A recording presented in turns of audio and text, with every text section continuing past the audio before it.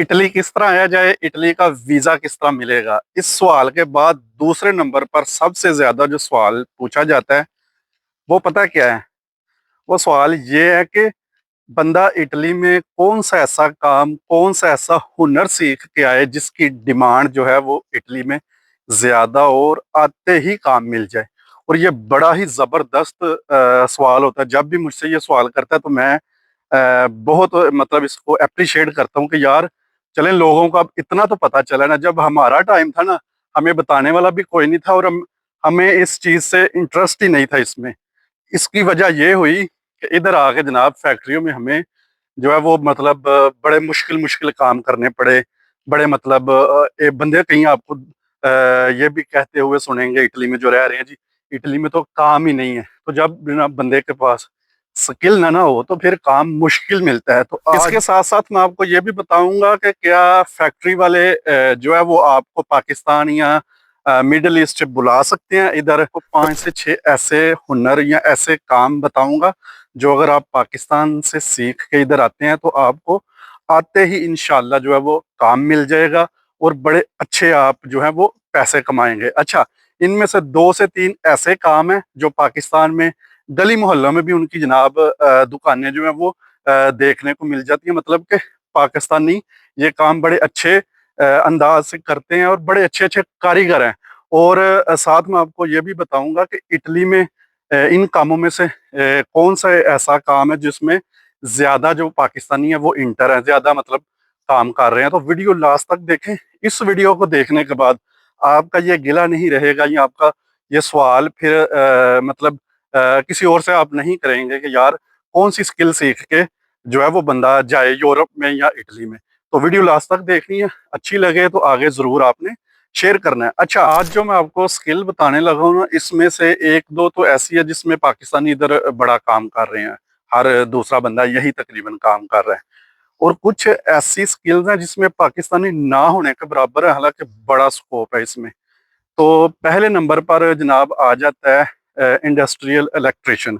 मतलब जो फैक्ट्रियों के अंदर जो है वो इलेक्ट्रिशियन का काम करते हैं। मतलब कोई भी एक फैक्ट्री है ना, अब मैं जिस फैक्ट्री में काम करता हूँ उधर एक टाइम पे 2 इलेक्ट्रिशियन जो है वो होते हैं।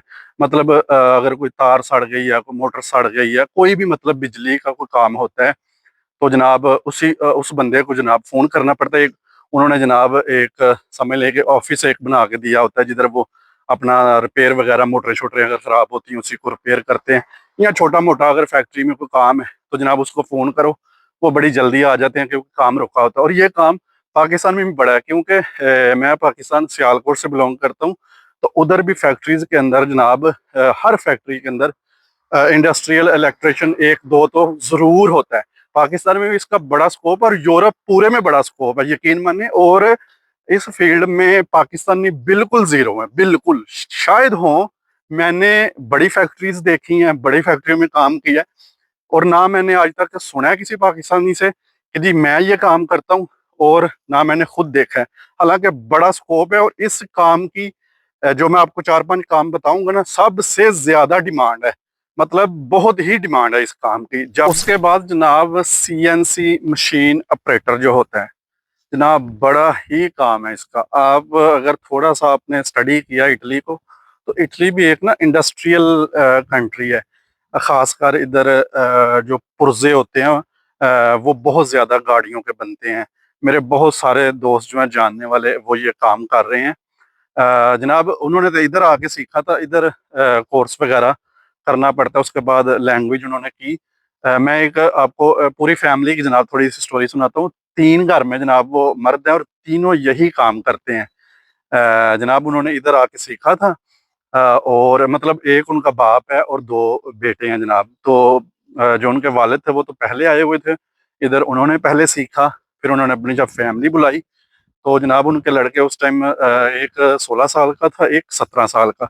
दोनों जनाब दोनों ने ये काम सीखा। उसके बाद जनाब अब वो बड़ा अच्छा जो है वो बड़ी अच्छी अच्छी फैक्ट्रीज में यही काम कर रहे हैं और बड़े अच्छे पैसे कमा रहे हैं। इस काम में पाकिस्तानी है तो सही, पर बहुत कम है। जिस हिसाब से ये काम है ना, जिस हिसाब से ये फैक्ट्रीज जगह जगह मिल जाती हैं जिसमें नट बोल्ट बनाने, कोई गाड़ियों के पुर्जे, मतलब लटरम पटरम बहुत ही काम है ये भी। तो अगर आप पाकिस्तान में ये बेसिक सिखाते हैं ना मशीन, क्योंकि थोड़ा बहुत चेंजिंग जरूर होती है, इसमें कोई शक नहीं है। पर ये है कि बंदे को अगर बेसिक चीजें आती हो, बंदे का इंटरेस्ट हो, तो इधर आते हैं तो लैंग्वेज पहले सब देखें। जितने भी मैं आपको काम बताऊंगा ना, इसमें लैंग्वेज जरूरी है। लैंग्वेज के बिना भूल जाएं कि आपको काम मिलेगा, ठीक है। आगे अगर आप लैंग्वेज सीखते हैं या पाकिस्तान से सीख आते हैं तो बड़ा अच्छा मुस्तकबिल है जनाब इसमें भी। उसके बाद आ जाता है जी कारपेंटर का काम। यकीन माने ये भी बड़ा ही काम है। मुझे जो लगता है, जिस साइड पे मैं रहता हूँ, मुझे लगता है कि ये इटली में अगर फैक्ट्रीज की बात की जाए ना, फैक्ट्री के अंदर जो काम होते हैं, तो ये दूसरे नंबर पर ये काम आता है। पहला काम भी मैं आगे आपको बताऊंगा। तो कारपेंटर से मुराद के मतलब फर्नीचर का काम हो गया, जैसे किचन की जो चीजें होती हैं वो, फिर अपना ऑफिस वगैरह में जो जितना भी लकड़ी का काम होता है। लकड़ी की बहुत सारी इधर फैक्ट्रीज हैं। मैंने खुद ये काम किया हुआ है। अच्छा, एक और बात है, थोड़ा सा इधर ना पाकिस्तान में मैं जो पहले आपको बता रहा था जगह जगह ये दुकानें हैं, तो इसमें पता है फर्नीचर की भी पाकिस्तान में जगह जगह दुकानें होती है। तो इटली में थोड़ा सा मुख्तलिफ है। एक तो दुकानें इधर नहीं होती, फैक्ट्रीज होती हैं, और ज्यादा जो काम है ना वो मशीनों से लिया जाता है। वो रंदा शंदा चलाना, ये पुरानी बातें हो गई हैं। इधर पहले शायद होता हो, अब ये सारे काम इस तरह की मशीनें करती हैं। सुराख करना, ये करना, वो करना, बंदे ने बस जोड़ना होता है ज्यादातर। और उसकी मेजरमेंट करो, थोड़ा बहुत देखो, कंट्रोल करो, इसी तरह के ज्यादा जो है वो काम होते हैं। मतलब अगर आपको ड्रिल मशीन चलानी आती है, ये तो कोई मुश्किल काम नहीं है, हमने इधर आके सारा कुछ ये सीखा था। मतलब अगर आप थोड़ी बहुत हाउ नो जानते हैं ना, तो ये काम भी बड़ा है। अब जो मैं आपको काम बताने लगा हूं ना जनाब, इसमें बहुत सारे पाकिस्तानी जो है वो घुसे हुए हैं। हर दूसरा बंदा जनाब अगर कोई काम सीखता है ना इधर आके, तो उसका यही होता है। फैक्ट्री के काम की बात कर रहा हूँ कि जनाब मैं वेल्डर बन जावा। वेल्डिंग की बड़ी डिमांड है इधर, ठीक है। आपने सुना भी होगा, मैंने काफी लड़कों के इंटरव्यूज किए हुए हैं। मैं नीचे ऐसा करूंगा, यूट्यूब पे अगर आप देखेंगे तो लिंक लगा दूंगा। मेरे ख्याल में 3-4 बंदों के मैंने इंटरव्यू किए हुए हैं, तो बड़ा अच्छे पैसे हैं इसमें। मिग टिग कोई इस तरह का वेल्डिंग होता है, मुझे तो पता नहीं है। तो जनाब इसमें अगर आप पाकिस्तान से अच्छे वेल्डर हैं, मैंने वैसे देखा है, सुना है कि पाकिस्तान के जो वेल्डर है ना, चाहे वो इधर है या पाकिस्तान में, वेल्डिंग बड़ी अच्छी करते हैं। और अच्छे कारीगर की डिमांड जो है इधर हमेशा रहती है किसी भी काम के। अच्छा, एक और बात है, माठा मुठा कारीगर किसी भी काम का यूरोप में नहीं चलता, ठीक है। जो उस्ताद अच्छा होता है, जो अच्छा कारीगर होता है, उसकी बड़ी डिमांड इधर रहती है। तो अगर आप एक अच्छे जो है वेल्डर हैं, आप पाकिस्तान में काम कर रहे हैं, तो जनाब आपका इधर अच्छा एक मुस्तकबिल जो है वो बन सकता है। बड़े अच्छे लोग पैसे कमाते हैं इसमें। अच्छा, जितने भी आप मैं सैलरी की थोड़ी बात बता दूं। जितने भी काम मैंने आपको बताए हैं 4-5, अच्छा, फैक्ट्री में इसकी तनख्वाह कितनी का हो जाती है, तो मोटा मोटा सुन लें। जो बंदा नहीं ना कोई काम जानता, जो जो बिना स्किल के अगर वो फैक्ट्री में काम करता है ना, तो स्टार्टिंग में 1400 से लेके 1600 हमारे वाले एरिया में आसानी से काम जो है वो महीने का मिल जाता है। बंदा इतने पैसे कमा लेता है, ये मतलब वो काम जो नहीं जानता। अब जितने भी मैंने आपको काम बताए हैं वो एक प्रोफेशनल है, मतलब बड़े अच्छे काम समझे जाते हैं पूरे यूरोप में, इटली में। तो इसकी यकीनन सैलरी इनसे अच्छी होगी। हाँ, शुरू में शायद आप जो है वो 1500, 1600, 1700 से शुरू करें। पर मैंने खुद बूझते देखे हुए, मतलब कि पे स्लिप देखी हुई है बंदों की जनाब, 3200 यूरो। यकीन माने, एक वेल्डर की मैंने पे स्लिप देखी 3200 यूरो की। मैं हैरान हो गया। इटली जैसे मुल्क में जनाब 3200 यूरो कमाना कोई मतलब मामूली बात नहीं है। और वो कोई बहुत पुराना भी नहीं है, तकरीबन इस फील्ड में उसको कोई 5 या 6 साल कर लें।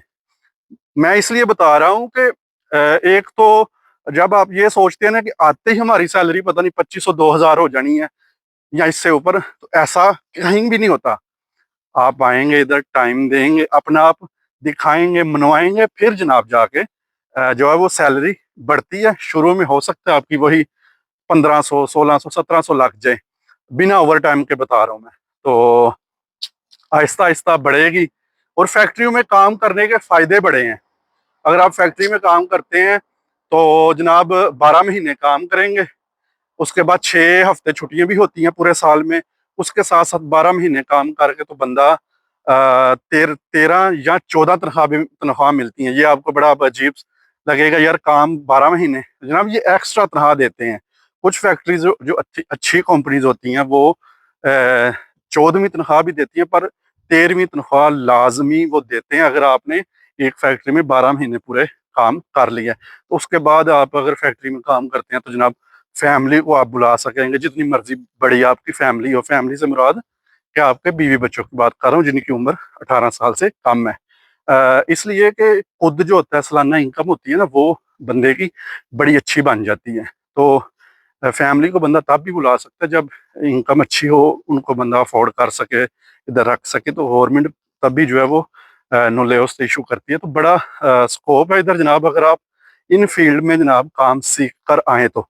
वैसे अगर आप आ जाएंगे तो काम फिर भी मिल जाता है, भूखा कोई भी नहीं मरता, पर इसमें स्ट्रगल फिर बहुत हो जाती है। ठीक है, काम नहीं आएगा तो काम ढूंढने में भी मुश्किल मिलेगी, काम मिलेगा भी नहीं। जो इधर बंदे हैं वो कहते हैं यार बोलो जी छो जी, काम तो सानू लभदा कोई नहीं, असं इन्ने महीनों तो वेले हैं। ना जुबान सीखनी, ना गड्डी का लाइसेंस करना, ना कोई काम सीखा होया, तो फिर उन्हें तुहानू क्यों रखना है। ठीक है, तो इसलिए काम सीख कर आए अगर आपने आना है। ये जितने भी मैंने आपको काम बताए ना, ये पूरे यूरोप में इनकी बड़ी डिमांड है यकीन। अब लास्ट में बात कर लेते हैं जी, फैक्ट्री के अंदर बंदा पाकिस्तान से आ सकता है कि नहीं आ सकता, फैक्ट्री वाले क्या वीजा देते हैं। तो मैं करूंगा सीधी बात, मैंने तो आज तक कोई नहीं देखा कि किसी फैक्ट्री वाले ने पाकिस्तान से या किसी और कंट्री से बंदे को बुलाया हो। हाँ, इस तरह हो सकता है कि अगर आप बड़े कोई अच्छे कारीगर हैं, इनको ज़रूरत है और इमिग्रेशन ओपन है, और आपका कोई जानने वाला उस फैक्ट्री में काम लगा हुआ है, तो वो उसको बोल के मतलब बोले जी आपको बंदे की ज़रूरत है, मेरा कज़न है, मेरा भाई है, वो बड़ा अच्छा कारीगर है, अगर उनको ज़रूरत है, उनका दिल करे, तो हो सकता है वो नुला उस्ता निकलवा दें। मैंने देखा नहीं है, पर ये नहीं है कि नामुमकिन है। हाँ, अगर आप बोल लें जी हम पाकिस्तान से अप्लाई कर लेते हैं, कोई मालिक हमें बुला लेगा, मुझे नहीं लगता इस तरह, सीधी बात मैं करूं। क्योंकि इधर बंदों की कमी नहीं है, यकीन माने। इधर बहुत हर साल बहुत आवाम आती है, इधर फारग भी बड़े बंदे बैठे हुए हैं। और आप बोलते हैं जी हमें बुला लेगा कोई, तो वो क्यों बुलाएगा। एक तो इनको पता नहीं होता इतना, ये बड़े जो फैक्ट्रियों वाले मालिक हैं, इनको ये तो बादशाही लोग होते हैं, इनको इन चीज़ों का पता ही नहीं है कि बंदा बुलाना किस तरह, क्या सिस्टम करना है। तो अगर तो आपको बड़ी अच्छी स्किल है आपके पास और बंदा कोई नहीं मिल रहा, तो हो सकता है आपका काम बन जाए। पर अगर आप बोलें कि मैं पाकिस्तान से ट्राई करूं खुद, तो मुझे थोड़ा मुश्किल लगता है। मैं नामुमकिन नहीं कह रहा, पर मैंने देखा नहीं है कभी इस तरह। हाँ, दूसरे कामों में लोग आ जाते हैं, एग्रीकल्चर के दूसरे तीसरे जो होटल वगैरह के होते हैं। तो जनाब ये आज के, मैंने कहा चलो बंदे पूछते हैं बड़ा जी हमें कोई स्किल वगैरह बता दें। तो ये काम आप अगर सीखते हैं तो गारंटी है जी आप आते ही इंशाल्लाह अच्छे पैसे कमाने शुरू कर देंगे, और बहुत जल्दी जो है वो आप कामयाब लोगों में जनाब शुमार होना शुरू हो जाएंगे। तो वो वीडियो आपको कैसी लगी है कमेंट्स करके ज़रूर बताएं। इस तरह की और भी बड़ी मैंने वीडियोस बनाई हुई हैं इसी तरह के रिलेटेड, कौन सा काम अच्छा है, कितने पैसे हैं, और भी बड़ा कुछ इटली का मैंने दिखाया हुआ है। अगर वो देखना तो मेरे यूट्यूब चैनल को विजिट करें जाके, प्लेलिस्ट के हिसाब से भी आपको मिल जाएगी। और दुआ में याद रखिए जी। अल्लाह हाफिज़।